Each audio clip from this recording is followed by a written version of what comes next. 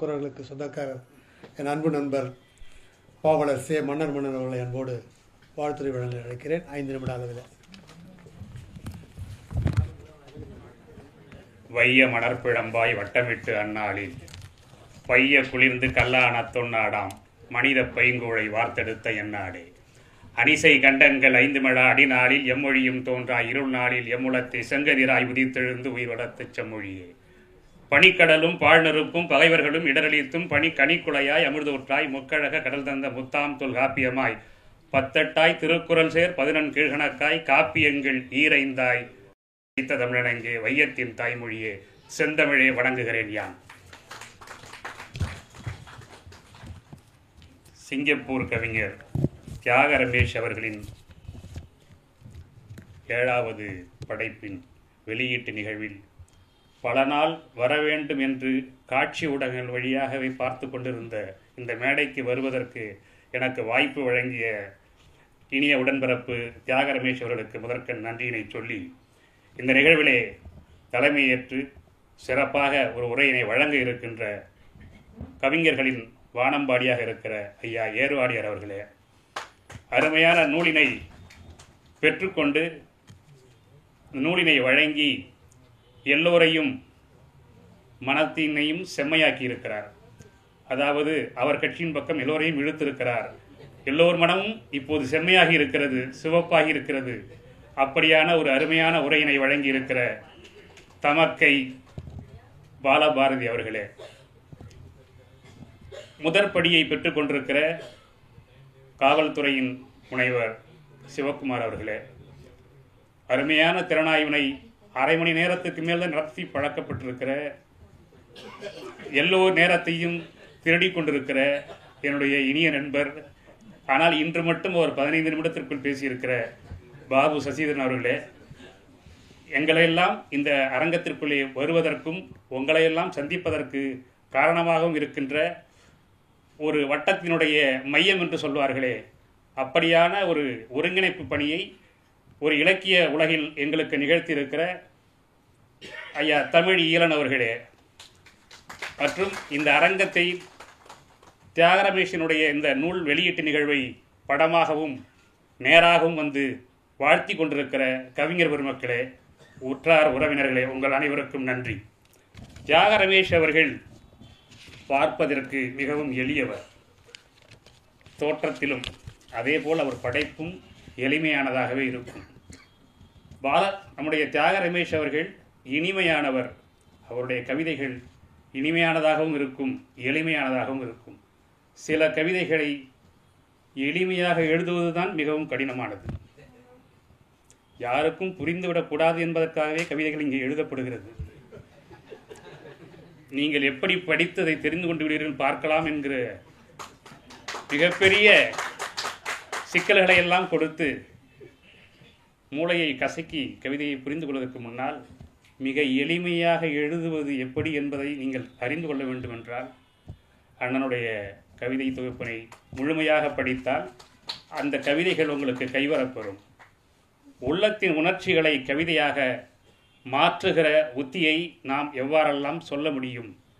எல்லா இடத்திலும் கவிதை இருக்காது. வலம்புரி ஜான் சொல்வார், எப்பொழுதும் வருவதல்ல கவிதை, எப்போதாவது வருவது. எப்பொழுதும் கவிதை எழுதி கொண்டிருக்க முடியாது. மனம் கணக்கிற பொழுது, ஒரு உள்ள உணர்ச்சி உள்ளே கொந்தளிக்கிற பொழுது அது கவிதையாக ஒரு கவிஞனுக்கு வெளிப்படுகிறது. பொதுவாகவே சமூகத்தின் கண்ணாக இருக்கிற படைப்பாளிகள் சமூகத்தினுடைய அவலங்களையோ அல்லது மகிழ்ச்சியையோ பார்க்கிற பொழுது படைப்புகளாக வெளிப்படுத்துகிறார்கள். அவைதான் கவிதைகளாகவோ மற்ற படைப்புகளாகவோ இருக்கிறது. அவர்கள் மிகவும் மென்மையானவர்களாக இருப்பார்கள், மிகவும் நெருக்கமாகவும் உண்மையானவர்களாகவும் இருப்பார்கள். எல்லா படைப்பாளிகளும் ஓவியர்களாக இருப்பார்கள். பாரதி எடுத்துக்கொள்ளுங்கள், பாவேந்தர் எடுத்துக்கொள்ளுங்கள், பாவலர் பெருஞ்சித்திரனார் எடுத்துக்கொள்ளுங்கள், தியாக ரமேஷ் எடுத்துக்கொள்ளுங்கள், என்னை எடுத்துக்கொள்ளுங்கள், எல்லோரும் நம்முடைய தமிழ் இளைஞர் எடுத்துக்கொள்ளுங்கள், எல்லோரும் கோட்டோவியம் வரைவார்கள். நுண்கலைகளும் படைப்பும் ஒன்றோடொன்று தொடர்புடையவை. அவருடைய கையெழுத்துக்கள் கூட அப்படித்தான் இருக்கிறது. எனவே படைப்பாளிகள் அல்லது குறிப்பாக கவிஞர்கள் மிகவும் மென்மையானவர்கள், உண்மையானவர்களாக இருக்கிறார்கள். நான் கவிதைகளை பற்றி எதுவும் சொல்வதற்கில்லை, எல்லாம் சொல்லியாகிவிட்டது. மாவோ சொன்னதைப் போல எல்லாம் பேசியாகிவிட்டது. யார் வருகிறீர்கள் செயல்பட என்பதைப் போல அதைத்தான் நான் இங்கே சொல்ல வேண்டியிருக்கிறது. எல்லா குறிப்பிடத்த கவிதைகளும் சொல்லப்பட்டு விட்டது. சிங்கப்பூருடைய பள்ளி பாடத்திட்டத்தில் தியாக ரமேஷனுடைய கவிதைகள் மாணவர்களுக்கு பாடமாக இருக்கிறது. அது தமிழ்நாட்டிலும் வர வேண்டும். அவருடையது மட்டுமல்ல, இங்கே அரங்கத்தில் இருக்கிற படைப்பாளிகளுடைய படைப்புகளும் பள்ளிகளுக்கு செல்ல வேண்டும் என்கிற செய்தியினை அக்கா குறிப்பிட்டார்கள். அதை நானும் வழிமொழிகிறேன். தியாக ரமேஷ் முதுகுன்றம், அதாவது விருத்தாச்சலம் என்கிற ஊரில் வித்தூன்றி மணிமூத்தாற்றின் ஈரத்தில் வேர்விட்டு சிங்கையிலே கிளை பரப்பி நிற்கும் இலக்கிய ஆலமரம். பெயரிலேயே தியாக ரமேஷ் என்கிற தலைப்பை கொண்டிருக்கிறார். எதிலும் ஈக மனம் கொண்டவர், ஈதல் இசைபட வாழ்தலை வாழ்வியல் நெறியாய் கொண்ட நெறியாளர். ரமேஷ் என்பது பரமேஸ்வரன் என்பதின் சுருக்கம்தான். அவர் இந்த சிவனைப் போல் சிவந்த மேனியினர், சிரித்த முகத்தினர், சிந்திக்கு மகத்தினர், கனிந்த கற்பை போல் தூய்மையானவர், கார்மழை போல் செழுமையானவர், இளமையின் தோற்றத்தினர். இளமையாயிருப்பது அவ்வளவு எளிமையானதல்ல, நிறைய செலவாகும். அதை போல் எளிமையாய் எழுதுவதும் அவ்வளவு சுலபம் அல்ல. மிகவும் மொழி கைவரப்பெற வேண்டும், உணர்ச்சியை உள்ளபடி சொல்வதற்கான ஆற்றல் வேண்டும். அதை நிரம்ப தந்திருப்பது அவருடைய கவிதைகள். ஒரே ஒரு கவிதையை மட்டும் சொல்லி நான் நிறைவு செய்ய விரும்புகிறேன். வேர்கள் என்கிற கவிதையை பலரும் சொல்லிவிட்டார்கள். ஆனால் அதிலிருந்து வேறொரு பார்வையை நான் சொல்ல விரும்புகிறேன். பச்சையாய் இருப்பதால் இலைகளையும், பளபளப்பாய் இருப்பதால் பூக்களையும், உணவாவதால் காய் கனிகளையும் ஒரே கொண்டாட தலைகால் புரியாமல் அலைகின்றன வேர்களின் உழைப்பை மறந்தும் மறைத்தும் என்கிற இந்த கவிதையில் நான் எதோடு ஒப்பிட்டு பார்க்க விரும்புகிறேன் என்றால், நாம் இப்போது நின்று கொண்டிருக்கிற கவிக்கோ மன்றத்தில் கவிக்கோ குறிப்பிடுவார், வேலியை தாண்டும் கிளைகளை வெட்டும் தோட்டக்காரனே, மண்ணுக்கு கீழே நழுவும் வேர்களை என்ன செய்வாய்? எனவே மற்ற கவிதைகளை உங்கள் சிந்தனைக்கு விட்டுவிட்டு தலைமை உரை கேட்க வேண்டி நானும் ஆவலாக இருப்பதால் இன்னும் சிறப்பான கவிதைகளை அவர் வழங்க வேண்டும், நம்மையெல்லாம் மகிழ்ச்சியில் ஆழ்த்த வேண்டும், பல்வேறு விருதுகளையும் உடல்நலத்தோடும் உள்ளநலத்தோடும் வாழ வேண்டும் என்று வாழ்த்தி விடைபெறுகிறேன். நன்றி, வணக்கம். மிக்க நன்றி பாவலர் சே மன்னர்மன்னன் அவர்களே. ஞாயிற்றுக்கிழமைகளில் மட்டும் பொய் பேசுவதில்லை என்று அடுத்த புத்தகமாக ஏர்வாடியார் எடுத்துக்கொள்ள வருகிறார். அதனால்தான் சனிக்கிழமை எவ்வளவு தூரம் ஓட்ட முடியுமோ அவ்வளவு தூரம் ஓட்டி சனிக்கிழமை இறுதியில் அவர் இடத்துல ஒப்படைக்கலாம் இந்த மன்றத்தை என்று நாங்கள் முடிவெடுத்தோம். உண்மையை வரவேற்பதற்காக அந்த விரதத்தை மேற்கொண்டிருக்கிற ஐயா அவர்களுடைய இனிமையான இந்த தலைமுறைக்கு காத்திருக்கிறோம். ஐயா அவர்களே வருக தலைமுறையாற்ற.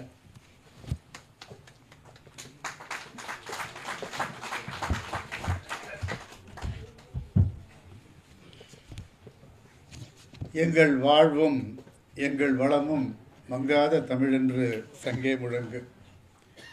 போற்றுதலுக்கும் பாராட்டுக்கும் உரிய இந்த நிகழ்ச்சியுடைய அற்புதமான விஐபி, நான் பெரிதும் விரும்புகிற என் அன்பு சகோதரி தோழர் பாலபாரதி அவர்களே, இன்றைய இந்த இனிய வாய்ப்பினை நமக்கு ஒரு நூல் வெளியீட்டு விழாவின் மூலம் வழங்கியிருக்கிற அன்பு சகோதரர் தியாக ரமேஷ் அவர்களே, எனக்கு முன்னால் நேர கட்டுப்பாட்டுடன் நேர்த்தியாக பேசி அமர்ந்திருக்கிற அன்பு சகோதரர் பேராசிரியர் தமிழியரன் அவர்களே, பாபு வசீகரன் அவர்களே, என்னுடைய கழுதகை நண்பர் இந்த நிகழ்ச்சியை தொகுத்து வழங்கி கொண்டிருக்கிற அன்பிற்குரிய ஞால ரவிச்சந்திரன் அவர்களே, மேடையில் அமர்ந்திருக்கிற பெருமக்களே, எனக்கு முன்னால் பேசியிருக்கிற மன்னர் அவர்களே, அன்பு சகோதரி அவர்களே, மேடைக்கு முன்னாலும் அமர்ந்திருக்கிற பெருமக்களே, உங்கள் எல்லோருக்கும் என்னுடைய அன்பான வணக்கத்தையும் வாழ்த்தினையும் தெரிவித்துக் கொள்கிறேன்.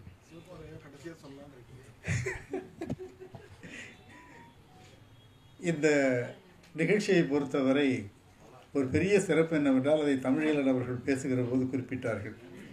இந்த நிகழ்ச்சியில் ஒரு கவிஞனையும் அமர வைத்து, ஒரு காவல்துறை அதிகாரியை அமர வைத்து ஒரு அழகு பார்க்கிற ஒரு நிகழ்ச்சியாக இருக்கிறது என்று சொன்னார்கள். ஒரு செய்தியை நான் என்னுடைய உரையின் நிறைவில் உங்களோடு கலந்து கொண்டு மகிழ்வேன். இந்த நிகழ்ச்சியில் ஒரு காவல்துறை அதிகாரி கலந்து கொண்டிருக்கிறார் என்பது ஒரு பெரிய சிறப்பு. ஒரு செய்தியை நான் உங்களோடு பகிர்ந்து கொள்ள வேண்டும் என்று ஆசைப்படுகிறேன். நான் அண்ணா சாலை கிளையில் மேலாளராக பணியாற்றி கொண்டிருந்த போது நான் பாரத ஸ்டேட் வங்கியில் அதிகாரியாகவும் பணியாற்றி இருக்கிறேன். என்னை எழுத்தாளராகத்தான் மிக அதிகமாக, கவிஞராகத்தான் அறிந்து வைத்திருக்கிறதே தவிர, ஒரு வங்கியாளனாக அவர்களே ஒத்துக்கொள்ளாத போது வெளியில் இருக்கிறவர்கள் எங்கே ஒத்துக்கொள்ளப் போகிறார்கள். ஒரு நாள் அந்த ஒன்வே டிராஃபிக், சென்னை உங்களுக்கு எத்தனை பேருக்கு தெரியும் தெரியல, பாரத ஸ்டேட் வங்கியினுடைய எல்ஐசி பக்கத்தில் இருக்கிறது. இங்கிருந்து வாகனங்கள் செல்ல இயலாது, ஆனால் மிட்லண்ட் தியேட்டர்லேருந்து வாகனங்கள் வரலாம். ஒரு நாள் இவர்கள் அங்கிருந்து வரலாம் என்று இருக்கிற போது இவர்கள் அங்கு நிற்பதை விடுத்து இங்கு நிற்பார்கள். ஏனென்றால் இங்கிருந்து போகிறவர்களை பிடிப்பதற்கு லாபகமாக இது இருக்கும். நான் ஒரு காவல்துறை அதிகாரி ஒருவர் என்றார், இன்ஸ்பெக்டர் லெவலில். அவரிடம் போய் நான் மெதுவாக சொன்னேன், நான் இந்த வங்கியில் அதிகாரியாக பணியாற்றி கொண்டிருக்கிறேன், மேலாளராக இருக்கிறேன். ஒரு பணிவான வேண்டுகோளை உங்களிடம் நான் வைக்க வேண்டும் என்று இருக்கிறேன். அதற்கு காரணம் ஒன்று இருக்கிறது. நான் ஒரு கவிஞன், புகழ் வாய்ந்த ஒரு எழுத்தாளன். உங்களுக்கு தெரியாது, ஆனால் எல்லோருக்கும் தெரியும். ஒரு வேண்டுகோளை உங்களுக்கு நான் வைக்கிறேன், செய்வீர்களா என்றேன். என்னையா என்றார். அதான் கால் காத்து அந்த மரியாதைகளை நீங்கள் வந்து இன்ஸ்பெக்டர் வரைக்கும் தான் எதிர்பார்க்க முடியும். இன்ஸ்பெக்டர் வரைக்கும் தான் அதுக்கு மேலே தான் எதிர்பார்க்க முடியும். அப்படி சொன்னபோது, கவிஞர் என்று சொல்கிறீர்கள். அப்படி சொன்னேன் நான், நீங்கள் அங்கேருந்து இங்கே போகக்கூடாது என்று சொல்வதற்கு பதிலாக, எல்லாம் அங்கிருந்து வருகிறவர்களை போகக்கூடாது என்று சொல்வதற்கு பதிலாக, தண்டிப்பதற்கு பதிலாக அங்கிருந்து இந்த வழியாக போகாதீர்கள் என்று சொல்லலாமே. நீங்கள் தண்டிப்பதை மட்டும்தான் கவனமாக வைத்திருக்கிறீர்கள், பிடிப்பதற்கு தான் கவனமாக இருக்கிறீர்களே தவிர இருக்கிற நடச்சரியில்லை என்ற போது சொன்னார், நீங்கள் கவிஞர் என்று சொல்கிறீர்கள், எழுத்தாளர் என்று சொல்கிறீர்கள், அந்த வேலையை நீங்கள் பாருங்கள், பிடிக்க வேண்டிய வேலை மட்டும்தான் எங்களுக்கு. குற்றவாளிகளை பிடிக்க வேண்டிய வேலை மட்டும்தான் காவல்துறையுடைய வேலை. ஆனால் குற்றவாளிகளை வளர விடாமல் சமூகத்தில் காப்பாற்ற வேண்டிய பணி கவிஞர்களிடம்தான் இருக்கிறது என்று அவர் எனக்கு ஒரு புது விளக்கம் சொன்னார். இதை என்னுடைய ஞானபாரதி வலம்புரி ஜான் அவர்கள் என்னுடைய வகுப்பு தோழர். ஒரு நாள் அவரிடம் இதை தெரியாமல் சொல்லிவிட்டேன். அவர் எல்லா கூட்டங்களிலும் இதை சொல்லி சொல்லி என்னை படாத பாடுபடுத்தி விட்டார். இதை எதற்காக சொல்கிறேன் என்றால், கவிஞர்கள் தான் இந்த சமூகத்திற்கு பல செய்திகளை சொல்ல முடியும், எழுத்தாளர்கள் தான் சொல்ல வேண்டும் என்று இந்த சமூகம் எதிர்பார்க்கிறது. ஆனால் குற்றவாளிகளை காவல்துறையினர் வளர்க்க வேண்டும், பிடிக்க வேண்டும். ஏன்னா இத்தனை கேஸ் பிடிச்சாலும் ஒரு போலீஸ்காரனுக்கு ப்ரமோஷன் என்று இருக்கிற போது, இத்தனை கவிதைகள் எழுதினால்தான் ப்ரமோஷன் என்கிற ஒரு நிலையில் எங்களுடைய மனத்தில் அமர்ந்திருக்கிற ஒரு மாமனிதர் அவர். நாள்தோறும் அவர் கவிதை எழுதுகிறார், அதுவும் சிறந்த கவிதை எழுதுகிறார் என்பது நம்மளுக்கு ஒரு வியப்பையும் மகிழ்ச்சியையும் ஏற்படுத்துகிறது. அந்த வகையில் சிவகுமார் அவர்கள் இந்த நிகழ்ச்சியில் கலந்து கொண்டு நிறைவாக அவரை சொல்ல வேண்டும். அதேபோல் ஒரு நிகழ்ச்சியுடைய வெற்றி என்பது அந்த நிகழ்ச்சிக்கு யாரெல்லாம் வந்திருக்கிறார்கள் என்பதில் இருக்கிறது. அந்த வகையில் என்னை எதிரே அமர்ந்திருக்கிற அன்பு சகோதரர் அமுதா பாலகிருஷ்ணன் அவர்களை குறிப்பிட வேண்டும். அமுதா பாலகிருஷ்ணனை அறிமுகப்படுத்துகிற போது ஞால ரவிச்சந்திரன் ஒரு செய்தியை சொன்னார். ஏர்வாடியை காரில் அழைத்து வருகிற அமுதா பாலகிருஷ்ணன் என்று சொன்னார். அதை அவர் ரொம்ப பெருமையாக கருதுகிறார். சில வேறு யாரும் என்ன கோவிச்சுக்குவாங்க, உனக்கு என்ன நான் டிரைவரா என்று அவர் சில நேரங்கள் நினைக்கக்கூடும். ஆனால் அப்படி நினைக்கிறதில்லை. நான் வந்து அடிக்கடி ஒன்று சொல்வதுண்டு, நான் 2 பேருக்கு தான் ரொம்ப பயப்படுவேன், வேறு யாருக்கும் நான் பயப்பட மாட்டேன். எந்த காவல்துறை அதிகாரிகளுக்கும், அரசியல்வாதிகளுக்கும், எந்த முரட்டு எழுத்தாளர்களுக்கும் யாருக்கும் நான் பயப்படுவதில்லை. நான் நேர்த்தியாக இருக்கிறவன், சரியாக இருக்கிறவன், அந்த கம்பீரம் எனக்கு எப்போதும் உண்டு. ஆனால் 2 பேருக்கு நான் ரொம்ப பயப்படுவேன். ஒன்று அமுதா பாலகிருஷ்ணன், இன்னும் என்னுடைய ஒய்ஃப். அங்கே பாருங்க, அவங்க ஒய்ஃபுங்கிறாங்க பாருங்கள். யூனிவர்சலாக எல்லாரும் ஒய்ஃபுக்கு பயப்படுவாங்கங்கிறது அவங்களுக்கு தெரிஞ்சிருக்கு. இவர்கள் இருவருக்கும் நான் பயப்படுவதற்கு காரணம், அமுதா பாலகிருஷ்ணனை நான் பகித்து கொண்டால் எனக்கு கார் கிடைக்காது, என்னுடைய மனைவியை பகித்து கொண்டால் எனக்கு சோறு கிடைக்காது.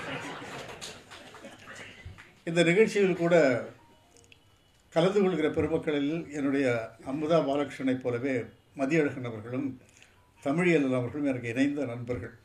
இன்னும் சொல்லப்போனால் என்னுடைய தமிழ் பணியினுடைய விழிகள் என்று கூட சொல்லலாம். நான் வந்து ஒரு தாவரவியல் மாணவன், காந்திய சிந்தனைகளில் ஆய்வு நிகழ்த்தி கொண்டிருக்கிறேன், அதில் எம்ஏ பட்டம் பெற்றிருக்கிறேன். என்ற போதும் தமிழில் நான் வளர்த்திருக்கிற ஆர்வம், நேர்த்தியாக எழுதுவதற்கு காரணம் இவர்கள் 2 பேர் தான். அவர்களே என்னுடைய விழிகள் என்று கூட நான் சொல்வேன். ஏனென்றால் என்னுடைய தமிழ் மொழி சிறந்திருப்பதற்கு காரணம் அவர்கள் தான். அதே போல் இந்த மேடையில் பார்க்கிறேன் எண்ணற்ற பெருமக்கள். திருவை பாபு அவர்கள் வந்து சென்றிருக்கார். சீனி பழனியப்பன் மிகச்சிறந்த எழுத்தாளர். ஜலால் அவர்கள், முயற்சி முருகேசன் அவர்கள், அதே போல் கனகபாரதி அவர்கள், சொர்ணபாரதி, மாணிக்க வாசகம் என்று ஒரு நிகழ்ச்சியில் கலந்து கொள்கிறவர்களும் அறிவாளிகளாக இருக்கிறார்கள் என்பதுதான் ஒரு சிறப்பு. பொதுவாக பெரிய கூட்டங்கள் நடக்கிற போது ஏராளமான பேர் வருவார்கள். அது கூட்டம் மட்டுமாகத்தான் இருக்கும். ஆனால் இது ஒரு இலக்கிய குடும்பமாக இருக்கிறது. கூட்டம் என்பதை எப்படி வேண்டுமானாலும் சேர்த்து விடலாம்.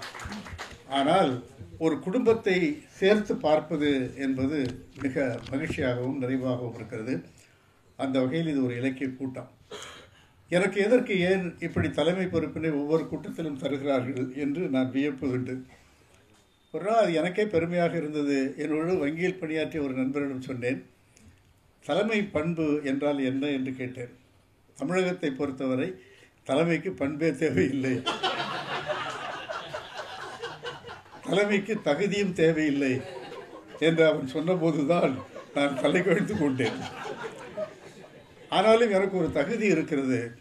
நான் கவிஞர் வாலி அவர்கள் சொல்வதைப் போல ஒரு கவிஞன் மிகச் சிறந்த ரசிகனாக இருக்கிற போதுதான் அவன் கவிஞனாக சித்திக்கிறான் என்று அவர் சொல்வார்.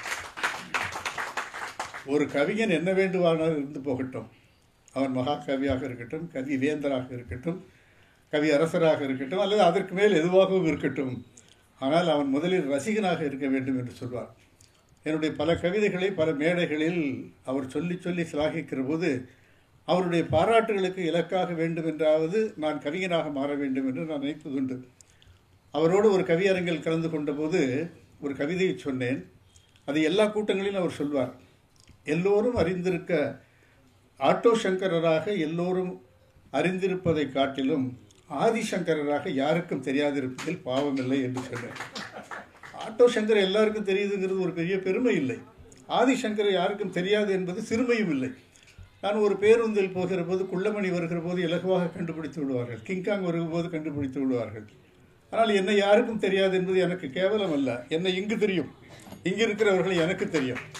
ஆகவே யாரை எந்தெந்த இடங்களில் தெரியுமோ அங்கு மட்டும் அவர்கள் தெரிந்தால் போதும். இதைத்தான் தோன்றில் புகழோடு தோன்றுக, அஃதிலார் தோன்றால் தோன்றாமல் என்று அவன் சொல்லுகிறான். இந்த இடத்தில் நான் புகழோடு தோன்ற வேண்டும்.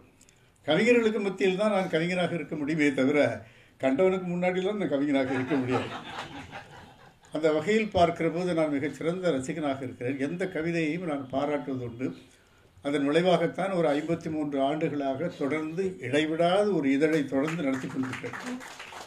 எல்லா இதழ்களும் நின்று போய்விட்டன. ஆனால் கவிதை உறவு மட்டும் தமிழீழன் துணையோடும், அமுதாவின் துணையோடும், குடியாத்தம் குமணனையா துணையோடும், மதியழகன் துணையோடும் தொடர்ந்து வந்து கொண்டிருக்கிறது. இதெல்லாம் எதற்காக சொல்கிறேன் என்றால், ரசிகர்களாக எல்லோரும் இருக்கிற போது தான் ஒரு கவிதை வருகிறது. அந்த வகையில் ஐயா ரமேஷ் அவர்களுடைய கவிதைகளுடைய ரசிகன் என்பது தான் இந்த நிகழ்ச்சியில் எனக்கு தலைமை பொறுப்பினை தந்திருக்கிறது. அவருடைய கவிதைகள் எல்லாவற்றையும் நான் படித்து விட்டேன், அணிந்துரையும் தந்திருக்கிறேன். என்னுடைய நண்பர் ஞால ரவிச்சந்திரன் ஒன்றை கேட்டார். சார், நீங்கள் எப்போ பேச போகிறீங்க அப்படின்னு கேட்டார். பொதுவாக தலைமை பேசுகிறவர்கள் கூட்டம் இருக்கிற போது பேச வேண்டும் என்று விழைவார்கள். ஆனால் என்னை பொறுத்தவரை கூட்டம் இல்லாத போது பேசுவதைத்தான் நான் ரொம்ப விரும்புகிறேன். நான் அவரிடம் சொன்னேன், என்னை அழைத்திருக்கிறீர்கள், நான் வந்துவிட்டேன், எப்போது போக வேண்டுமோ அப்போது தான் நான் போவேன், அதுவரை இருப்பேன், நீங்கள் கவலைப்பட வேண்டாம் என்று சொன்னேன். அது ஒரு தகுதி. ஒரு நிகழ்ச்சிக்கு வருகிற போது முதலில் வருவதும் நிகழ்ச்சி நிறைவுறுகிற வரை இருப்பதும் என்பது மேடையில் இருப்பவர்களுக்கு மட்டுமல்ல, மேடைக்கு முன்னாலும் இருக்கிறவர்களுக்கும் இருக்கிறது என்பதை நீங்களும் புலப்படுத்தி இருக்கிறீர்கள். பொதுவாக தலைவர்களை நிகழ்ச்சிகளுக்கு அழைக்கிற போது பாதியில் பேசிவிட்டு விடைபெற்று வருவார்கள். என்னுடைய அன்பு சகோதரி தோழி பாலபாரதி அவர்கள் நிறைவு வரை இருக்கிறார் என்பதே அவர் மிக பெரிய மனுஷன் என்பதற்கு ஒரு எடுத்துக்காட்டாக நான் பார்க்கிறேன். எனக்கு நன்றாக இருக்கிறது. ஒரு 20 ஆண்டுகளுக்கு முன் என்று நினைக்கிறேன், நான் திண்டுக்கல் கிளைக்கு ஒரு ஆய்வுக்காக சென்றிருந்தேன். அந்த கிளையினுடைய ஆய்வு நிறைவுறுகிற போது திண்டுக்கல்லில் இருக்கிற பெருமக்கள் எல்லாம் சேர்ந்து அந்த வங்கியோடு சேர்ந்து ஒரு பாராட்டு விழாவை நடத்தினார்கள். அந்த நிகழ்ச்சியில் லியோனி அவர்களும் தோழர் பாலபாரதி அவர்களும் கலந்து கொண்டார்கள். நீங்கள் கற்பனை செய்து கொள்ளலாம், 20-25 ஆண்டுகளுக்கு முன்பு நான் எப்படி இருந்திருப்பேன், அவரும் எப்படி இருந்தார் இன்றைக்கு சகோதரியை ஒரு ஒரு ஒரு முதிர்ந்த நிலையில் நான் பார்க்கிறேன். மிக அற்புதமான கவிஞரும் கூட. பாபு சசிதரன் அவர்கள் பேசுகிற போது அவருடைய கவிதையை அம்மா இருக்க வேண்டும் என்று சொன்னார் அல்லவா, அதான் இருக்க வேண்டும். அந்த இருக்க வேண்டும் என்பதோடு நம்மோடு இருக்க வேண்டும் என்கிற ஒரு வாரியும் நம்ம சேர்த்துக்கொள்ள வேண்டும். அதுதான் கவிதையாக இருக்கும். ஒரு அற்புதமான கவிஞர், எல்லாவற்றையும் அவர் படித்து வாசித்திருக்கிறார். நான் ஏராளமான பக்கங்களை இங்கே மடித்து வைத்திருந்தேன். ஒவ்வொருவரும் பேச பேச ஒவ்வொரு மடிப்பாக எடுத்து விட்டேன். ஆனால் ஒரே ஒரு மடிப்பை மட்டும் கலையாமல் பத்திரமாக வைத்திருக்கிறேன். அது எனக்கு மிகுந்த பிடித்தமான ஒரு கவிதை. மனமது செம்மையானால் என்கிற தலைப்பில் அமைந்த ஒரு கவிதை. ஓயாமல் ஒப்புமை பார்த்தே ஓய்ந்து போகிறாய் என்று ஒரு வரி வருகிறது. பொதுவாக மனிதர்களுடைய கவலைகளுக்கும் அவர்களுடைய வேதனைகளுக்கும் காரணம் என்பது என்ன என்றால், நாம் மற்றவர்களோடு நம்மை ஒப்புமைப்படுத்திக் கொள்வது தான். இந்த கம்பேரிசன் என்பது தான் நம்முடைய துயரங்களுக்கெல்லாம் காரணமாக இருக்கின்றன. ஒரு சின்ன செய்தி, ஒரு கதையை மட்டும் சொல்லி விடைபெறுகிறேன். ஒரு பெண்மணி ஒரு பிரசவ மருத்துவமனைக்கு வருகிற போது லிஃப்ட்டில் வருகிற போது பிரசவமாகி விடுகிறது. உடனே அந்த லிஃப்ட்டை மூடிவிட்டு துணிகளை மறைத்து அவளுக்கு ஒரு பிரசவம் பார்க்கிறார்கள். ஒரு அழகான ஆண் குழந்தை பிறக்கிறது. அந்த பெண் கூச்சத்தில் அழுகிறாள். எல்லோரும் கேட்கிறார்கள், ஏன் இப்படி அழுகிறாய்? நீயாவது பரவாயில்லை, மருத்துவமனைக்கு நுழைந்த பிறகு லிஃப்ட்டில் அவனுக்கு பிரசவமாக இருக்கிறது. ஒரு வருஷத்துக்கு முன்பு தெருவிலேயே ஒரு பெண் குழந்தை பெற்றுவிட்டாள். வருகிற வழியில் இந்த ரோடை கிராஸ் பண்ணுற நேரத்தில் ஒரு குழந்தை பிறந்து விட்டது என்ற போது இன்னும் அதிகமாக அவள் அழ ஆரம்பித்தான். என்ன என்று கேட்டால், அந்த பெண்ணும் நான் தான். இன்றைக்கு லிஃப்ட்டில் குழந்தை பெற்றவளும் நான் தான், அன்னைக்கு ரோட்டில் குழந்தை பெற்றவளும் நான் தான். இந்த துயரங்கள் எல்லாம் எனக்கென்றே வருவது போல இருக்கிறது என்று அவர் சொல்கிறார். அப்போ இந்த நர்ஸ் சொல்கிறாள், மற்றவர்களுடைய துயரம் என்பதும் மற்றவர்களுடைய இல்லாமை என்பதும் இவளுக்கு ஆறுதல் தரும் என்று சொன்னால் இவளுக்கே அந்த துயரம் இருக்கிறது என்று சொல்லி முடிப்பதாக ஒரு கதை ஒன்று உண்டு. ஆகவே நம்முடைய துயரங்களுக்கெல்லாம் காரணம் மற்றவர்கள் மிக நன்றாக இருக்கிறார்களே என்று. அழகாக இருக்கிற ஆடவர்களை பார்த்து நான் பொறாமைப்படுவதில்லை. ஏனென்றால் என்னிடம் இருக்கிற அறிவு அவரிடம் இல்லாமல் இருக்கலாம். அதேபோல் அதிகமாக வைத்திருக்கிறவர்களை பார்த்து நான் பொறாமைப்படுவதில்லை. அவர்களுக்கு இல்லாத நிம்மதி எனக்கு இருக்கிறது. அதேபோல் இந்த ஒப்புமை என்பது மிக தவறு என்பதை ஒரு குறளை சொல்வதைப் போல, ஓயாமல் ஒப்புமை பார்த்தே ஓய்ந்து போகிறாய், ஒரு அற்புதமான வரி. இதை குறளைப் போல நீங்கள் சொல்ல வேண்டும். அதே போல நீ நினைத்தபடிதான் மற்றவர் இருக்க வேண்டும். இது ரொம்ப முக்கியமான கவிதை. நீ நினைத்தபடிதான் மற்றவர் இருக்க வேண்டும், இயங்க வேண்டும் என்று நினைப்பது எந்த வகையில் நியாயம்? உன் எதிர்பார்ப்பு உடையும் போதெல்லாம் அக்கினியாய் வெடிக்கிறாய், உறவு எதுவென்றும் பாராமல். நாம் எல்லோருடைய எதிர்பார்ப்பும் என்னவென்றால், யார் எப்படி இருக்க வேண்டும் என்று நாம் எதிர்பார்ப்போம். ரொம்ப நாளைக்கு முன்னாடி நான் ஒரு கவிதை எழுதியிருந்தேன். நான் எப்படி இருக்க வேண்டும் என்று எல்லோரும் எதிர்பார்க்கிற போது, நான் எப்படி இருக்க வேண்டும் என்று நானே என்னை தீர்மானிக்க முடியவில்லை. ஒவ்வொருவரும் ஒவ்வொரு மாதிரி எதிர்பார்க்கிறார்கள்.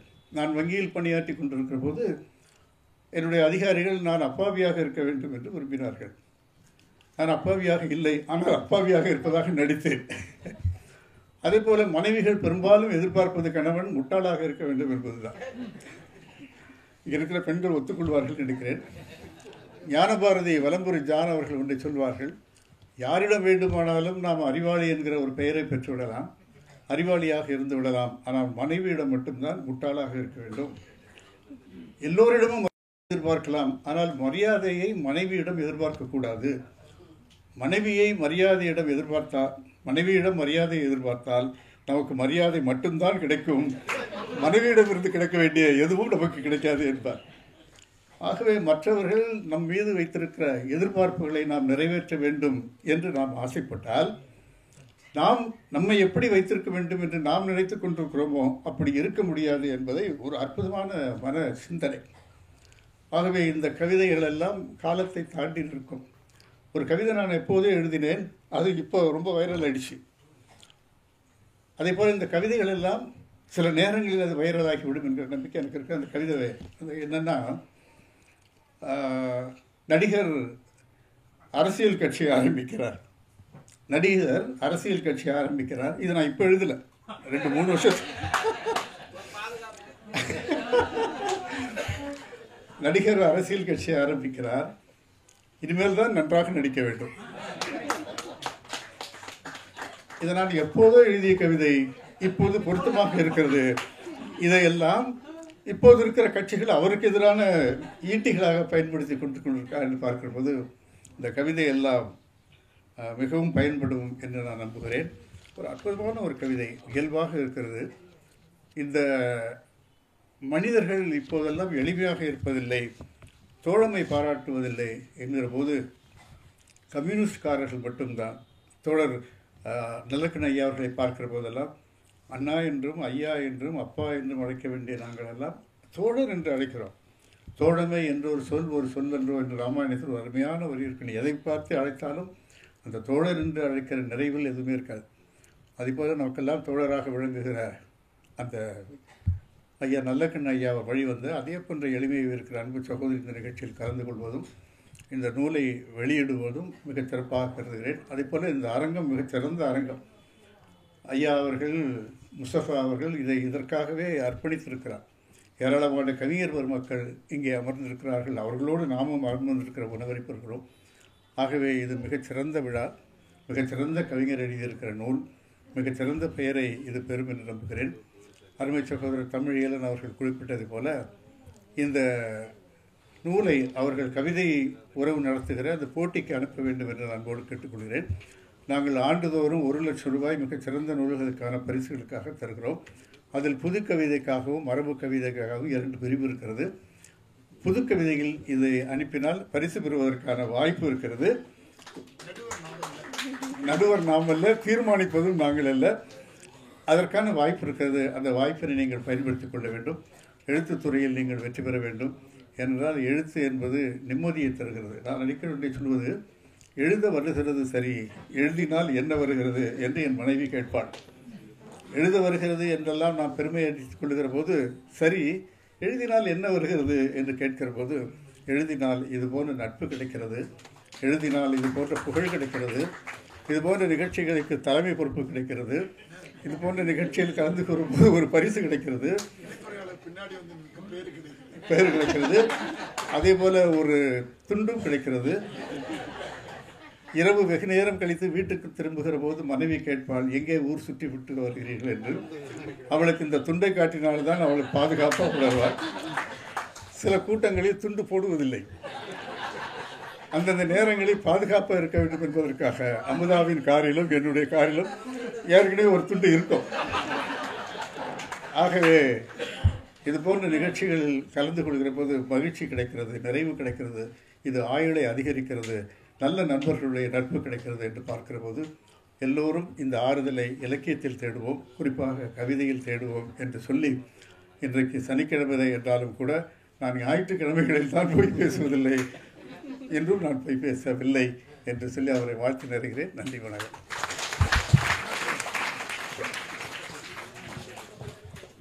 எப்போதும்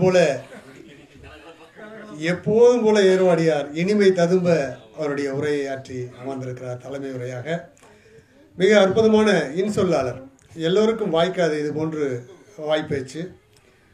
அருமையான தலைமையுரைக்கு நன்றி சொல்லி, அன்பு இளவல் கவிஞர் தியாக ரமேஷ் அவருடைய நட்பு ஓட்டம் என்பது மிகப்பெரியது. அதிலும் கல்லூரி காலத்து நண்பர்கள் அவருக்காக ஒரு சிறப்பு செய்ய இருக்கிறார்கள். அவர்கள் தயார் நிலையில் இருக்குமாறு அன்போடு கேட்டுக்கொண்டு, அதற்கு முன்னதாக அன்பிற்கினிய கவிஞர் ஏகலைவன் அவர்கள் அவர் குறித்து 2 நிமிடங்கள் உரையாற்ற வருமாறு அன்போடு கேட்டுக்கொள்கிறேன்.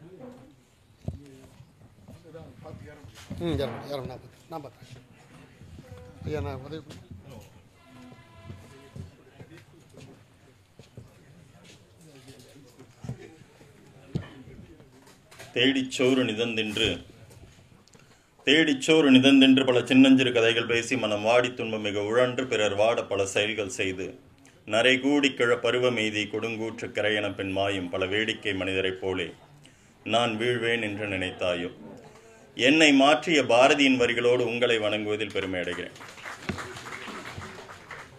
ஐயா ஏர்வாடி ஐயாவும் அம்மா பாலபாரதி அம்மாவும் அண்ணன் தியாகரமேஷ் அவர்களும் நண்பர் தமிழியலன் அவர்களும் பேசி அமர்ந்த பிறகு பேசுவதற்கு என்கிட்ட எந்த விஷயமும் இல்லை.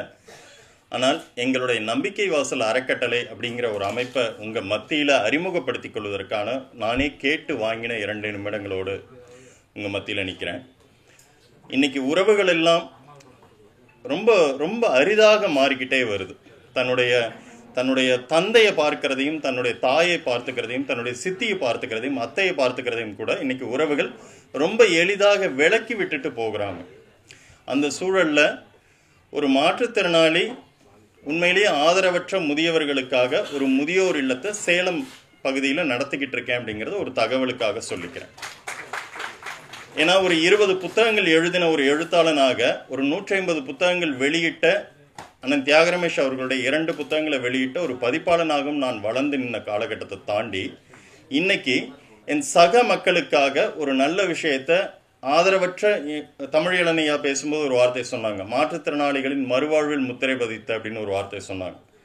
அந்த வார்த்தையும் இன்னைக்கு எதுக்காக இது எடுத்திருக்கோம்னாக்கா, மாற்றுத்திறனாளிகளில் அகவை முதிர்ந்த மாற்றுத்திறனாளிகள் அப்படின்னு ஒரு பிரிவு உருவாகும் போது அவங்களை பாதுகாக்கிறதுக்கு அரசோ சமூக அமைப்புகளோ பொதுமக்களோ பிள்ளைகளோ யாராலையும் அதை முன்னெடுத்துட்டு போக முடியாது. ஏன்னா வெறும் ஒரு சிக்கன் குனியா வந்த உடனே என் முழங்கால் போயிடுச்சு அப்படின்னு சொல்லுகிற மனிதர்களுக்கு மத்தியில் இப்போ கவனிச்சிருந்தீங்கன்னா தெரிஞ்சிருக்கும், நான் 2 படிக்கட்டு மேலே ஏறி வந்தேன். அந்த வல்லன்மையை எனக்குள்ள கொண்டு வந்திருக்கிற இறைவன் அவர்களுக்கான ஒரு இல்லத்தையும் உருவாக்கணும் அப்படிங்கிற கடமையும் பொறுப்பையும் எனக்கு கொடுத்துருக்கிறதாக நான் நம்புகிறேன். அதுக்கான முயற்சியை சேலம் மாநகரத்தில் கையில் எடுத்திருக்கோம். எங்களுடைய அமைப்பு தொடங்கப்பட்டு நம்பிக்கை வாசல் ட்ரஸ்ட்டுன்னு கூகுளில் தேடினீங்கன்னா கிடைக்கும். எங்களுடைய அமைப்பு தொடங்கப்பட்டு 12 வருஷம் ஆகுது. இப்போ வரைக்கும் எங்களுடைய அமைப்புக்கான ஒரு சொந்த இடம் அப்படிங்கிறது இல்லாமல் ஒரு ஆதரவற்ற முதியவர்களை அழைச்சிக்கிட்டு ஒரு ஒற்றைக்கால்காரன் ஒரு வீடு தேடி அலைகிற அவஸ்தைங்கிறது ரொம்ப கொடுமையான அவஸ்தை. அதை அனுபவிச்சுக்கிட்டு இருக்கிறோம்.